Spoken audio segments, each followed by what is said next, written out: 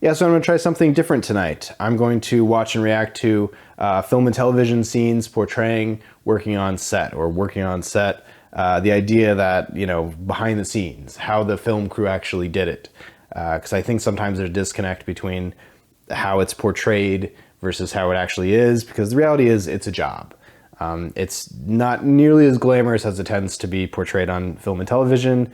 I've went to film school, I've worked on film and television sets quite a bit, and you build up sort of a known way of working. Part of that is there's a very specific structural hierarchy on the jobs on set. You have the actors, you have the director, you have the camera team, you have the director's department, so the first AD, the second AD, makeup, art department, wardrobe, sound, PAs. So you have all these different specialties that are focusing on individual aspects of the motion picture coming together in this wild choreography to make the film or the TV show. And so I think it's appropriate that the first thing I do is I go through the first scene in the show The Idol, which famously had pretty messed up behind the scenes happenings.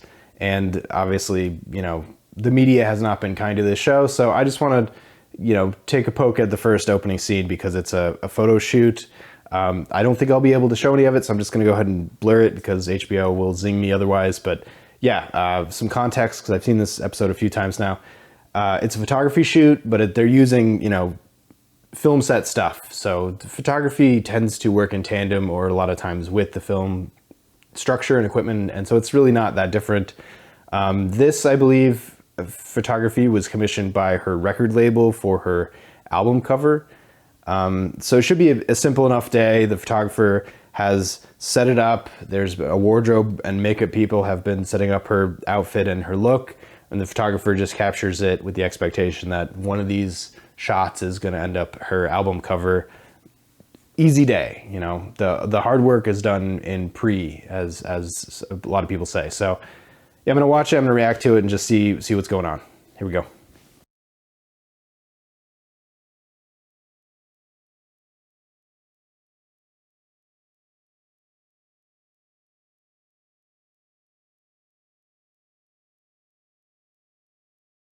Yeah, so that was the scene. Basically, they were taking her a photograph. The equipment they were using, that's like film equipment. I guess I've seen photographers use that level of equipment, but that's traditionally like motion picture equipment. So I don't know. Maybe she's just so wealthy that that's how they work. What actually happened? So she was getting her photographs taken, and she sort of exposes herself. She exposes her upstairs, and everybody seems okay with it. The director, the art director, or the director, whatever he is, the dark-haired kid, is happy about it. She seems okay with it. And then this young guy with a ponytail comes over and goes, "We need to stop." And he pulls the director aside and he goes, "Hey, we can't do this. I'm the intimacy coordinator," which is a thing. Let me explain that. So Hollywood has had a pretty horrible track record of It's usually older, powerful, wealthy men manipulating younger women. That's the stereotype. That's not how it always is, but that is the stereotype. But it's basically there's a power imbalance. The people with the money are, pressuring or bullying or manipulating the talent into doing something they're not comfortable with. A lot of times it's nudity. Hollywood's getting better at it, Me Too, all that kind of stuff. It's a thing. It's a thing and it sucks. And I pretty much, I'm trying to think if I don't think I've had anything as caustic as what The Idol just showed, but I've come across some pretty weird moral sets, and as a rule now, I don't even like. I either call it out and say, "Hey, we need to stop," or I just leave because your reputation, your career, it's not worth the hassle. But also, times are changing. Like creeps can't be creeps. And they never should have been in the first place. Anyway, so intimacy coordinator is a thing. I feel like I heard about intimacy coordinator about 10 years ago-ish. It's a specialist position. So in the same way, you have a special effects department, a stunts department, an armorer, and a weapons department. There's other departments, but I'm talking about these departments because they're safety-oriented departments. The reason you have a special effects team that works sort of as their own unit is because They specialize in special effects, but they also specialize in safety. So when special effects comes in and has to do a fire effect or something, the control over the set is transferred from the director and the director's department. So the first AD is usually the person in charge, or the second AD is, ordering people around. But because it's a special effect, now the special effect department has the ultimate right to say, we're going to do this or we're not going to do this. Stunts for the same reason. If you have a big, any stunt, but if you have any stunt, there's an inherent risk. And so the stunt coordinator and the stunt team not only will supervise it and oftentimes do it themselves, but they also have the go or no go say, where traditionally when you don't have these specialists on set, it's up to the director, it's up to the first AD, it's up to the second AD, it's up to the producers. Safety.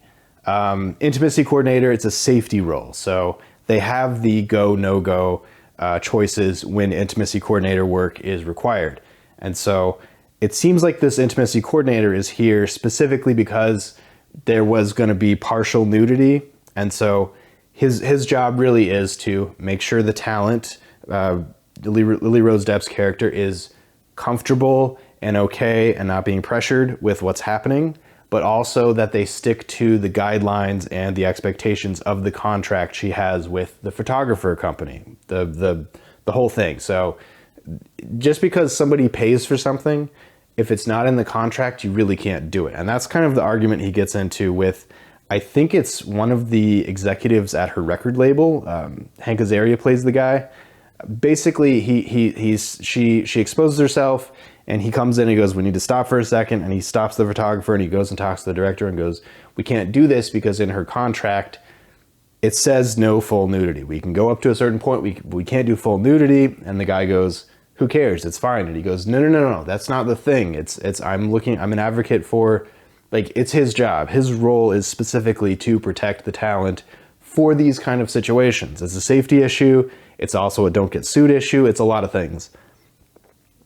Huge fan of intimacy coordinators. If I hear there's an intimacy coordinator on set, the first thing is, oh my God, it's going to be a scene where hopefully they close the set, which means non-essential personnel can't see and can't go near anything. They have to stay away. That's a good idea. This is obviously not a closed set because it's just her mansion and people are just walking through. I guess she has a security guard and a gate, so maybe it's a closed set. But the other thing is, the intimacy coordinator sort of indicates that it's going to be a sensitive day where at the end of the day, everybody has to answer to the intimacy coordinator because he has the ability to shut it down. He goes to Hank Azaria. Hank Azaria says, we're fine. She even said, because she told the intimacy coordinator she's good with it. And he said, that's fine, but we need to redraw the contract. And they said, great, let's redraw it. And he said, it's going to take a couple days. It's going to take 48 hours. That's where Hank Azaria's character was like, well, we can't do that because I've spent all this money to bring people over here to do it.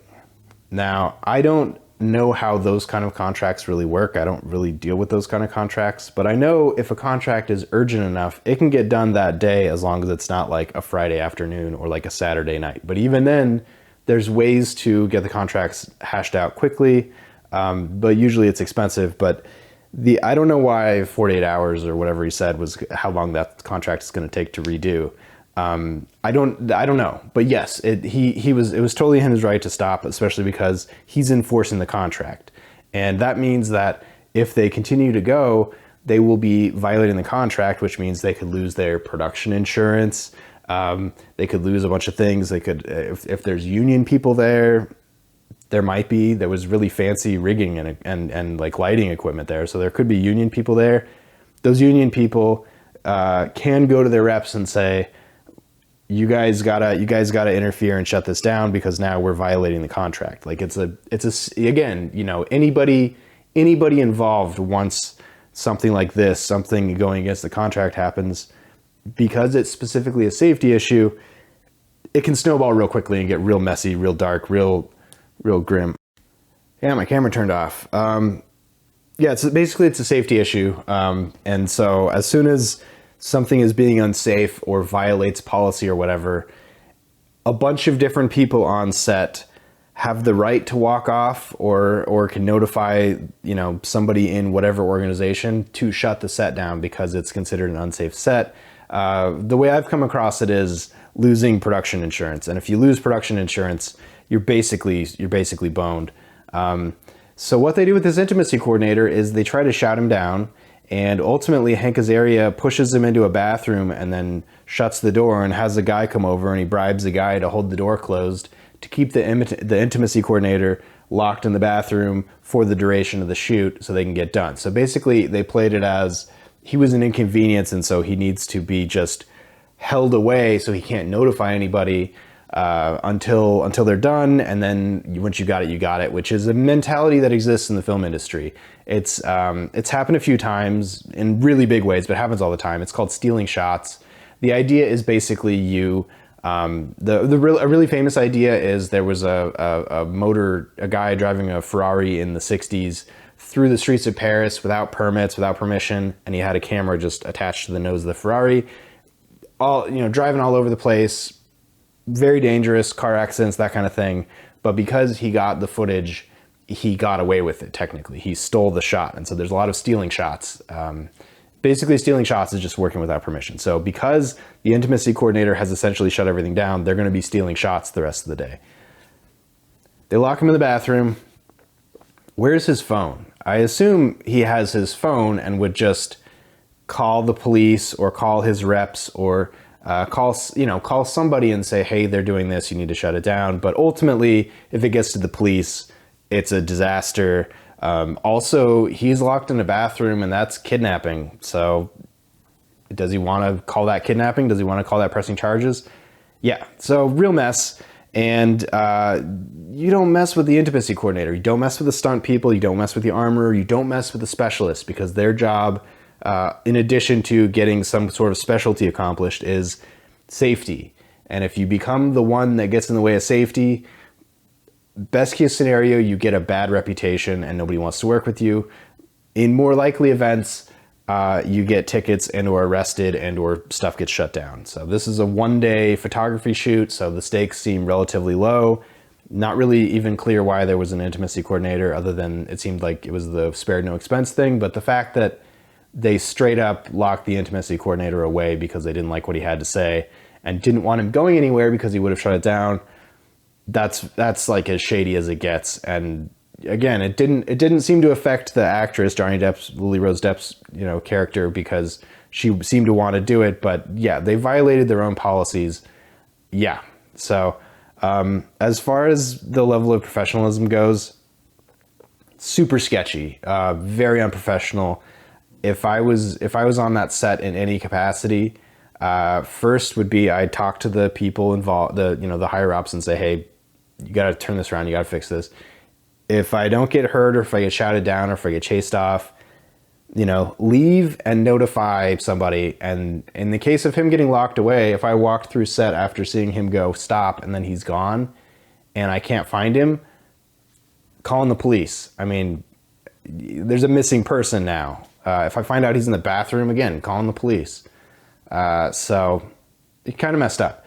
How I think they're trying to play it. There's a few interpretations, and honestly, I didn't watch the rest of the show. I watched 2 episodes, and I was like everybody else about it. I just don't think it's... Yeah, it's not for me. Show's not for me. It doesn't seem to be for anybody. But my point is, the way they're playing this narrative of she gets nude, the nerd intervenes because it's his job, and they lock the nerd in the bathroom because they are producing art. That's, I'm way oversimplifying it, but there's a couple ways to read it. The first way is this show is a satire, and they're showing the really bad behavior of really insidious and corrupt people doing things that you shouldn't do. It's a satire, so don't do this. And I guess the point of a satire is it's so obvious that this stuff is inappropriate that that's where the comedy or where the tension comes from. Satire. So it's a don't do this example. The other way to read it is they're playing it straight, and the argument is, these sort of unnecessary laws and regulations and rules get in the way of making real art, and that artists have a right to intervene with rules that they don't agree with if it's in pursuit of some higher art. If that's the message, then good granny, that's a horrible take, and especially in a post-Me Too world, absolutely not. I don't know. I don't know what the tone of the show is meant to be. It sure doesn't seem like a satire. I've done footage on this. It sure doesn't seem like a satire to me.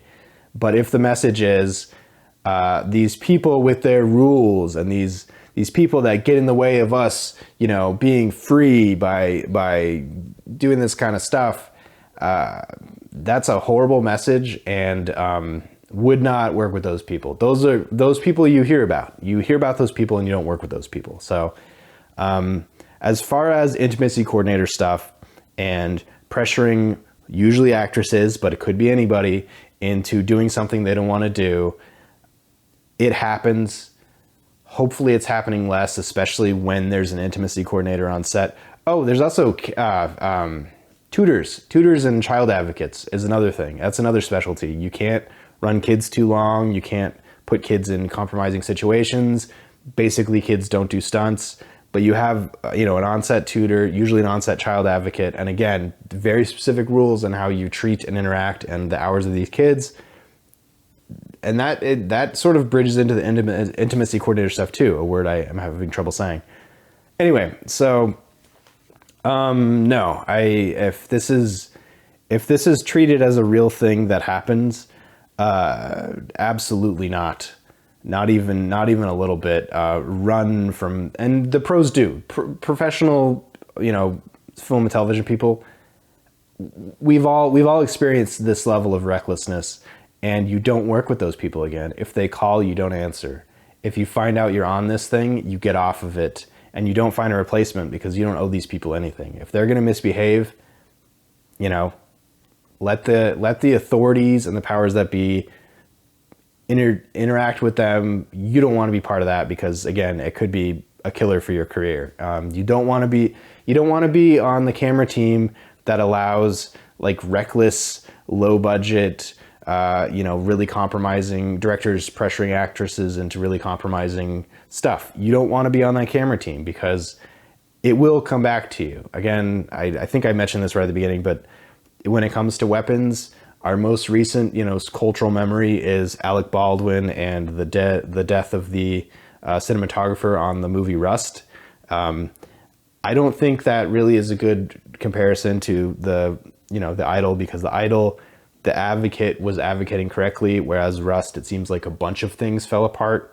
But again, the takeaway from Rust, without getting too deep into it, is the total lack of professionalism and pressure from people, you know, on top, pressuring people that they shouldn't be pressuring. And so, you know, it's not a coincidence that on Rust, the camera team basically abandoned the director of photography before she died because they were too uncomfortable with how the set was being run. You can always leave. You can always leave, and if you have the instinct to leave, you should leave. That's really what it is, because usually, even after somebody intervenes on something inappropriate that happens on set, depending on who it is and their status on the set, the likelihood of things turning around and changing, and I think that's why The Idol is such a good example, the likelihood's just not very high. And so every time I've had that in the back of my mind, oh man, something just happened, hopefully that's the only time this is going to happen, it always gets worse. It always escalates because, yeah, you know, some people are just gonna behave unprofessionally and badly and recklessly, and depending on their power and their status, they might not have anybody to shut them down, and so run far away. So The Idol, really grateful I never had to be a part of the actual production of this show in any way at all, because that sounds like it could have been a career killer on its own. The portrayal in this scene of the photographer and kicking out the advocate, yeah, that's edging on a worst case scenario for a set. So was this helpful? Was this useful? I don't know. Catch you on the next one.